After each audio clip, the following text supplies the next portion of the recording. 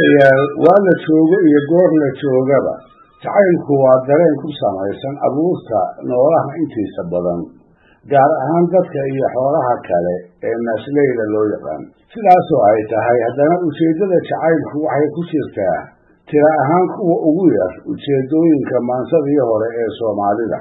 taasi waa hubbiya kama dhibcaana oo ka murankeeda lafagorayaasha suugaanteennu ay waa hore ka faraxasheen su-aashuse waxay tahay maxaa loo aanayn karaa aragtidayda sababtu waxay xiriir la leedahay habkii nololeed ee ka jiray geygii ay soomaalidu ku dhaqan jirtay iyo dabeecadaha raggii soomaaliyeed ee xoolo raacatada ahaa uu geyigaasi ku tabaalay wuxuu ahaa geyi aan nasasho laga aqoono halgankii ay jiritaankooda ugu jireen aanoo kala go' lahaan jirin colaadda iyo cabsida ayaa joogto ahaa haddii habeendumo iyo haddii waaberiyo goor walbaba raggu rikaabku joog buu ahaa xoolaha ayay si ba-an u kala qaadi jireen kolkaas bay u ahayd mar ay dhacayaan iyo mar ay dhacsanayaan mar ay ceel ku dirirayaan iyo mar ay cabsi kala riixanayaan mar ay geedka shir ku garramayaan iyo saymo roobaad meelo ay ku hooreen mar ay geedi u yihiin haddaba ninkii soomaaliyeed ee geyiga sidaase muddada dheer ku dhaqnaa wuxuu ka dhaxlay dabeecado ilaa maantaba ay bulshada in badani kala socdaan waxaa dabeecadahaas ka mid ah ninku inuu adadayg ku tilmaanaado inuu dareemadiisa qof ahaaneed qabsado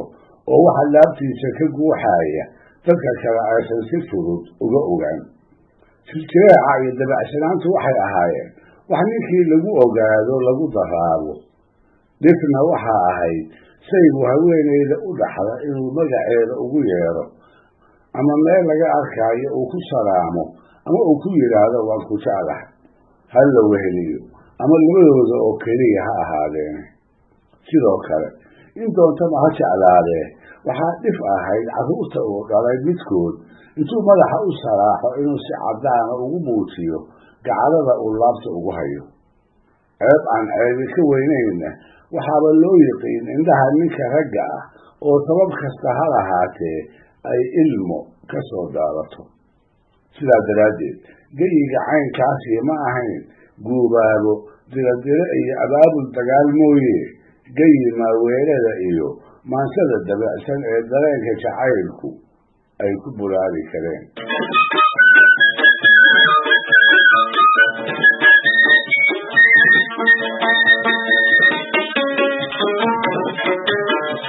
hase ahaatee wuxuu xeer waliba waayada dambe yeeshaa cid ka baydha iskana indhatirta bulshada inteeda badani hiddaha ay raacsan tahay sidaas awgeedna waxba yaani tiro badnaane waxaa jiray maansayahano u bareeray inay ka maansoodaan jacayl dumar oo soo maray tixa macaan badanna ku muujiyey waxaa ka mid ahaa gabadhii ijo la oran jiray gabyaagii sida aadka ah u jeclaaday dabadeedna guur iska daayey mar qura inuu la hadlaa ay u suuroobi kari weyday kolkuu quusan waayey gabyaagii dadkii xigtada u ahaa ay kula taliyeen inuu ijo faraha ka qaado dagaankana uu inan kale ka raadsado gabyaagii ay u ballan qaadeen hadduu taladaa ka yeelo inay ka yarad bixin doonaan welibana ay xidhiyihiisa xoolo ka buuxin doonaan gabyaagii markaa ugu jawaabay fardo geel lacag iyo dahab hanti kasta oo ay siiyaan inuu ka jecel yahay maalin uun intuu hor fadhiisto inuu ijo la haasaawo gabyaagii ku adeleelay 90 farasa xamar towlan iyo tuur cadiya mayda markab tiirsan lacag lay tirsiyo dahab la ii tuuro lagta dabajiroo wada tifrina tiica iyo ayro waxaa iiga toolmoon ijoon kor u tiraabaayeen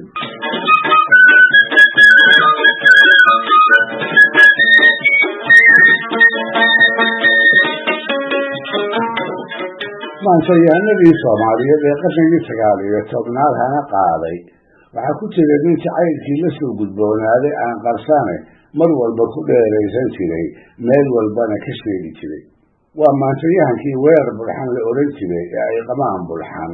walaalaha ahaayeen korna uga weynaa wuxuu weerar haysatay gabar mulaaxa la odhan jiray oo bidixdeeda lala ashqaraaray nacagnimo ku darsatay reer qaran ahna ka soo jeeday wuxuu isku dayey intuu masaafaysto inuu la raadsado wadaad u mehersha markaas kadibna wixii yarad iyo xurmo xidhiidhnimo ah isaga iyo aabbaheed ay ka wada xaaraan taasoo ay gabadhii ku diiday dabadeed gabayo aad u fara badan aadna u tayo sarreeya oo suugaanta soomaalida ee jacaylka iyo xodxodada meel sare kaga jira ayuu weerar mulaaxa ku afuufay waagii beriya iyo qoraxdii dhacdaba tix cusub oo quruxdeeda iyo qiimigeeda tilmaamaysa ayay socotada u keentaa wuxuu u ballan qaaday haddii ay guurkiisa ogolaato barwaaqo aan iyada oo kale la arag inay dhex dabaalan doonto dhar wada xidhiira dhammaan suuqadda uu dumar ku xaragoodo cunno magaalo jaad ay ahaataba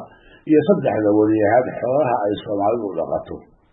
intiisa uu gabadha wax u ballan qaadayey waxa ila yaabadnaa marka uu ku leeyahay haddaad aniga i guursato inaad daabad fuushan tahay mooye weligaa dambe luga kuma socon doontidoo xataa libaax baanu kugu layli doonaa rakuubna kaaga dhigi doonaa wuxuu kaloo ku beer laxawsaday qorax dambe iyo iyadu inaysan is arki doonin oo hadday soconaysa iyo hadday taagan tahayba lagu dulwadi doono geedo loo dallaalimeeyo oo kulaylkeeda isaga gudba wuxuu yidhi lowsada carbeed iyo asliga lagu lamaaneeyey jidbad lulata xilqado soo lalmada laabta iyo qoosta 6 maraad ku kala laysato oo laqan adeegaaya la jisiman muraayado lukuyan looyatada baarka lama adhowra laas ila xirlooda liridda loo yeelay dalmadadan furaash lagu gamo iyo laba haloo saaran lista geela caanaha kan loox labanka xaytaagan luqwi subaga loog iyo diraac gob iska laameerta lubiyad soora laashida bardeeda lacag la soo siiyey ludda ibilka loocaani kabash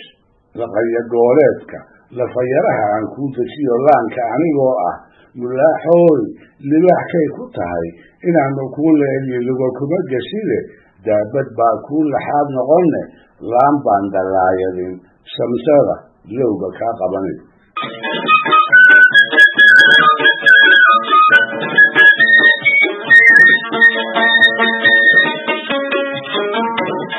awal lama aqoone mulaaxo waa la wada bartay gabayadii weerar ayaa magaceedii cidka sare gaarsiiyey ruux waliba wuxuu jeclaystay bal inuu arko inantan uu gabyaagu ku naanaabay ee reerkiisii iyo haweenaydii uu qabayba ilowsiisay maalintii dambe iyada oo codsiyadiisii aan weli hawaasan odhan asii ogol diidan ah ayaa waxaa isdamacsiiyey nin nuur idiimi la odhan jirayoo da ahaan weerar ka weynaa saatatan baa dhexdoodii ka bilowday hubka weerar waa la yaqaanoo waa gabayo iyo geeraahda ammaana oo inanta maanka iyo maskaxda kaga xadi karee talow nuur idiin leh muxuu isku halaynayaa marka horeba nuur wuxuu mulaaxa isdamacsiiyey isaga oo og halka ay weerar arrintu ka maraysa iyo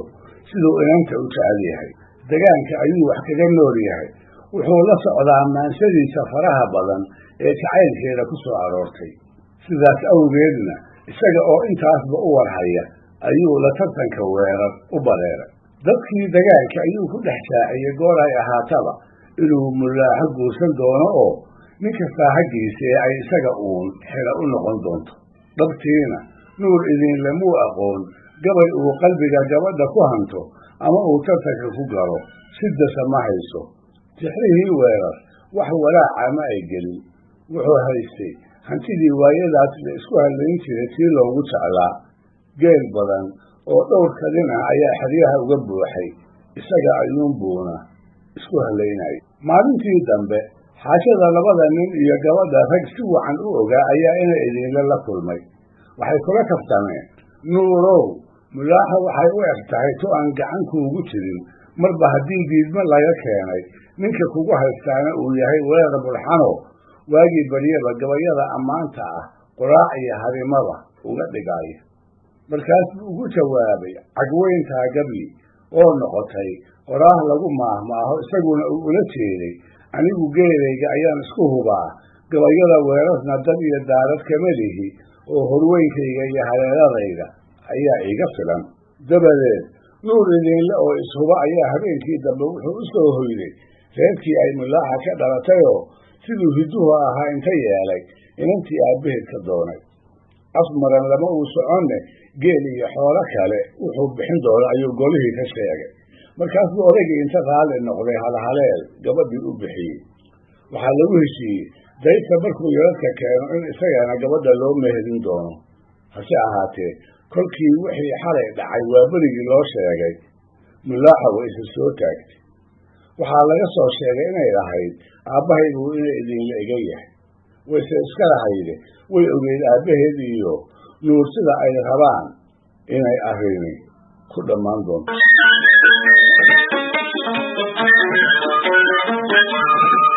si kastaba ha ahaatee weerar isma uu dhibin.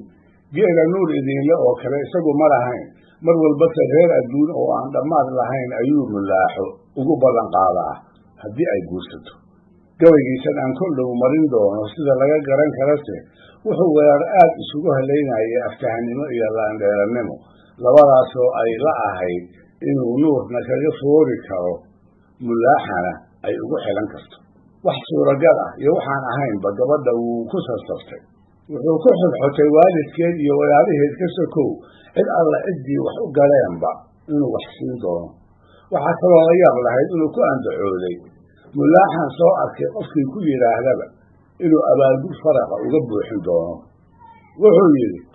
arrin dhacay mulaaxoodii horaa aayad loo qoraye labadii usoodu isku taal kalama oolaane ubadkeenna aan kala ciyayn. agabar weeyaane waan kugu ataxiyaadsadaa magac adooyaadee adna umarka waad ila qabtaa aanan ibyoonayn. ilwaad quruxsan leeyey haddaad oorideed noqoto aakhire ma sheegine adduun ma ilxumaateene afar maro abxadaan kuugu rido awsi iyo khayri ina deeq xidaayadi ku taal boqor alaafaada asyi boqora kuu laga afjabo arag wanaaggeeda usha luqunta aydida sunuuf olol cabaadaysa oogada muggeedii inaan iibiyan qabayn. axmed wiilashiisiyoo shaqlana iyo awowgaaba ayax iyo arbahaye iyo odayo tiirshaaya abshir iyo cismaan caaqil iyo awmahdi iyo faarax inanka cabdi iyo yuusuf aar iyo xuseen aadi intaasoo adeer iyo wuxuu aabbahaa dhalaya arrinkaygu waa inaan samaan wada ekeeyayay. abtiyaalada iyo wixii kuwa arxamo sheegta inkuu aragtay aadliga waan wada utuurayn. intaase inay idinliyo ninkuna u indha taagayso sowina adeeray ma arag aniga aad booda buu yidhi. waa faraskiisii.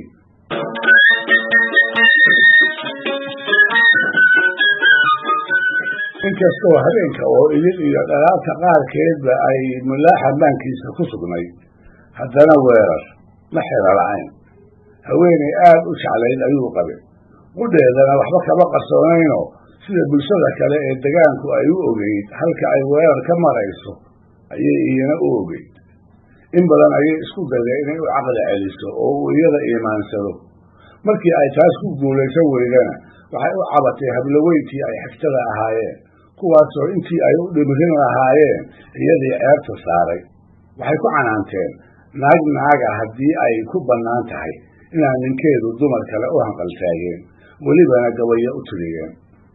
intay wiilsha u qaadatay ayay laabta ka oyday. waxay ka kordhisay dadaalkii ay ugu jirtay siduu weerar agteeda ugu xasili lahaa ee isaga iyo mulaaxo ay isu seejin lahayd, waxse ugaba naasa caddaan. fiidkii dambe isaga oo jacaylkii gabadhu uu laf iyo ludba ka hareelay, hanni iyo hawo adduunna la tiicaaya ayuu weerar reerkiisii u soo hoyday. way u toog haysee afadiisii oo guubaabo qabta ayaa si degdega gogol cusub iyo weylaalis isugu kor saartay, barkin soomagala ka buuxana u dul dhigtay. oo haddiiba intay kaydkii soo furfuratay soo agtuumisay xeelyo iyo madiibado afka wada hayo oo ruuxii adkaa uu u malayn lahaa cunno dhowr qof loo wanaajiyey. gudihii aqalka ayay ku noqotay. intay ku maqnayd buu xagga eegay mase waa hilbo jeerjeera kuwa kumbisa iyo oodkacgeed adari lagu udgiyey. dhinaca kaluu eegay mase waa dhiiro nooc walba oo caano ah ay ka soo midhaashay, waraasi lo-aad iyo karuur geen iyo garoor ari oo aan weli dhanaan kumase uu hambaasine dhammaanba wixii ay barwaaqa ashiisa soo dhigtay intuu afka ka duway ayuu gorodda laalaajay garka iyo labada low ayuu isa saartay wax yar kadibna wuxuu ku baraarugay afadiisii oo inta aqalkii ka soo baxday dushiisa taagan wuu dhugtay mase qoftuba qoftii hadaayay gubasha u dhigtayba ma aha dhar wada cusub intay abxadda kala soo baxday ayay soo xiratay marab marsiina ah boqor midabo qurxoon gamba ilyara oo sugul madow ah dugaagado lacaga oo ay gacmaha ka buuxisay kuul asli ah oo ay luqunta ku sharaxday iyo kaba maasa oo dhowaan loo tolay maxayse ugu taal haddii intaasba uu weerar ugu soo loodsami waayey mulaaxana ay ku ilowsiin weyday candhuuf bay dib u liqday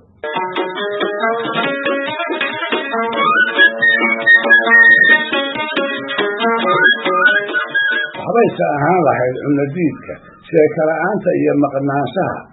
hadduu ugu ekayn lahaa ee aanu u tiriyeen tixdan aan hubo markuu maqashiiyey inay muddo dheer la murugaysnayd waa tixdan soo socota ee inaan mariyo mooye aan laqbaha iiga baahnayn isaga oo aan geed ugu soo gaban waa tixdii aanu afadiisa uga turin ee uu ku yidhi hararkiiyo kabdaha laysdul dhigay sida hadlaa baalkii hilibka cusub haydaari wan iyo subag la hoogaansay haruub labana caanaha hoyaad halabka nuurkeeda habkaad igu baayici kabaha ad hawga kaga yeedhin hanka fudud halkaan yeelku odhan hagar la-aantaada haween baa tahay ee adiga oon habin korkaad joogo waa habeena'aan dhuunigaad hoo i leedahay hindisaha mulaaxa qalbigu haaba leeyahay haasaawahaan qaybsanaa magac habeenkii iyo adaani hubsan sootaad haligi ha isku haraq goyne haraggayga unbaad arkiye kuma soo hoyan runtii waa gabay culus waa gabay dareen laawo ah hase ahaatee haweenaydii sidaas uu qalbiga uga wareemay waa berigii intay weerar faraqa iska laalaadisay waraaqdaydii isii kuma ay odhan madaxayga hadduu siiyana kuma ay faraxdeen